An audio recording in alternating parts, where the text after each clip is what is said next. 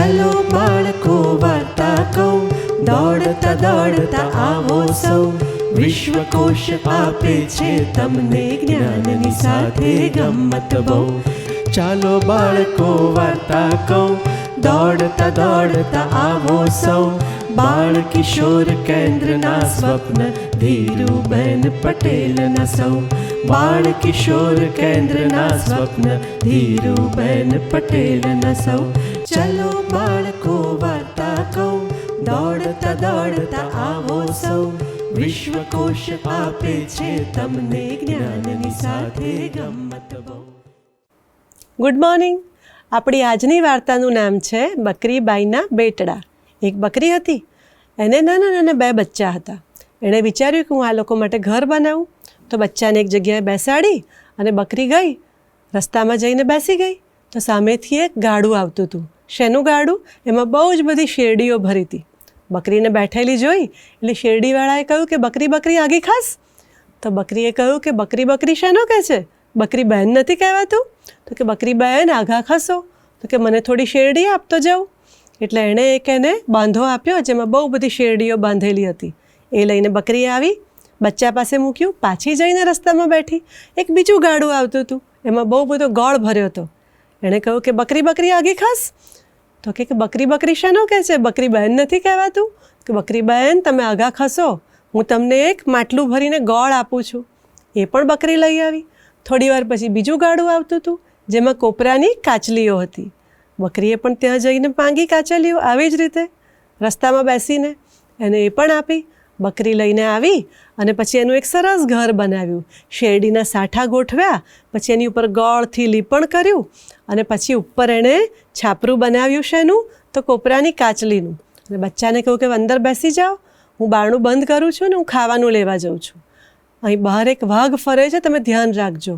હું આવીને બોલીશ, ગોળ કેરી ભીતરડી, શેરડી કેરા સાઠા, ટોપરીએ ઘર છાયો, બચ્ચા બારણા ઉઘાડો.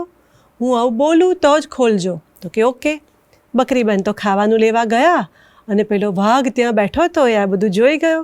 એ આવ્યો અને એણે બકરીનો અવાજ કાઢીને પાતળો અવાજ કરીને બોલ્યો કે ગોળ કેરી ભીતરડી, શેરડી કેરા સાઠા, ટોપરીએ ઘર છાયો, બચ્ચા બારણા ઉઘાડો. એક બચ્ચું દોડ્યું. બીજાએ કહ્યું કે આ આપણી માનો અવાજ નથી, આપણી મમ્મીનો અવાજ નથી. પણ પહેલાં એ તો બારણું ખોલી નાખ્યું. વાઘ અંદર આવ્યો અને બંને બચ્ચાને ખાઈ ગયો. હવે બકરીએ આવીને જોયું કે આ વાઘ બેઠો છે ને બારણું ખુલ્લું છે. એટલે બકરીએ તો વાઘને બહુ જ બધું પાણી પીવડાવ્યું. એટલું પાણી પીવડાવ્યું કે વાઘનું પેટ ફૂલવા માંડ્યું. પછી બકરીબાઈએ કહ્યું કે વાઘ ભાઈનું બહુ જ પાણી પીજો અને એમના પેટડા ફૂટજો, એમાંથી મારા બચ્ચા નીકળજો. અને વાઘ એટલું બધું પાણી પી ગયો કે એનું પેટ ફટાક દઈને ફાટ્યું અને બંને બચ્ચા એમાંથી નાના નાના બહાર આવ્યા અને એની માને વળગી પડ્યા. પછી બકરીબાઈએ કહ્યું કે જોયું ને, મેં તમને કહ્યું હતું ને કે કયું ના માનો મોટાઓનું તો શું થાય? બચ્ચાએ કહ્યું કે અમે તારા બેટડા છીએ, હવે અમે તું કહીશ એવું જ કરીશું. અને એ બધાએ ખાધું પીધું ને મજા કરી.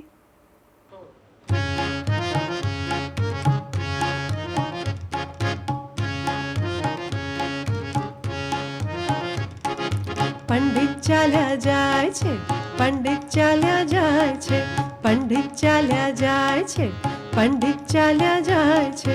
પગમાં જૂના જૂતા પહેરી પંડિત ચાલ્યા જાય છે, પગમાં જૂના જૂતા પહેરી પંડિત ચાલ્યા જાય છે.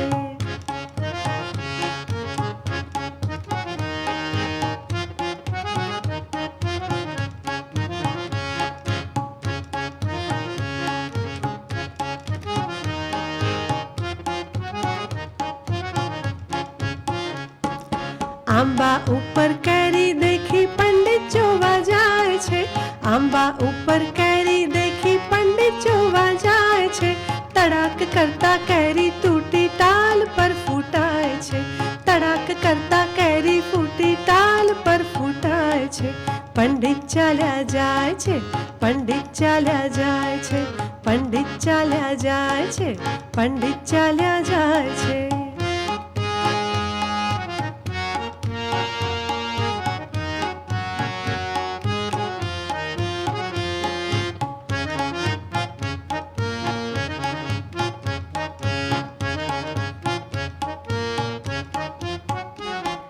ખિસ્સામાંથી ડબ્બી કાઢી છીકણી સૂવા જાય છે. ખિસ્સામાંથી ડબ્બી કાઢી છીકણી સૂવા જાય છે.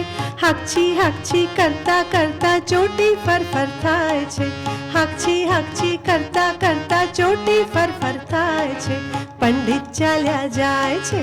પંડિત ચાલ્યા જાય છે. પંડિત ચાલ્યા જાય છે. પંડિત ચાલ્યા જાય છે.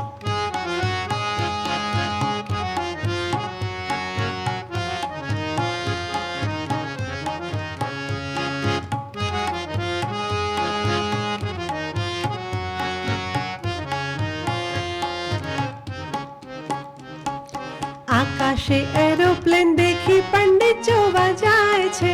આકાશે એરોપ્લેન દેખી પંડિત જોવા જાય છે.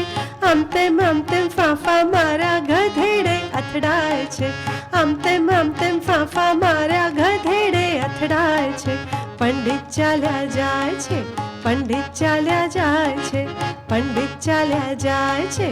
પંડિત ચાલ્યા જાય છે. પગમાં જૂના જૂતા પહેરી પંડિત ચાલ્યા જાય છે. પગમાં જૂના જૂતા પહેરી પંડિત ચાલ્યા જાય છે. પંડિત ચાલ્યા જાય છે. પંડિત ચાલ્યા જાય છે. પંડિત ચાલ્યા જાય છે. પંડિત ચાલ્યા જાય છે.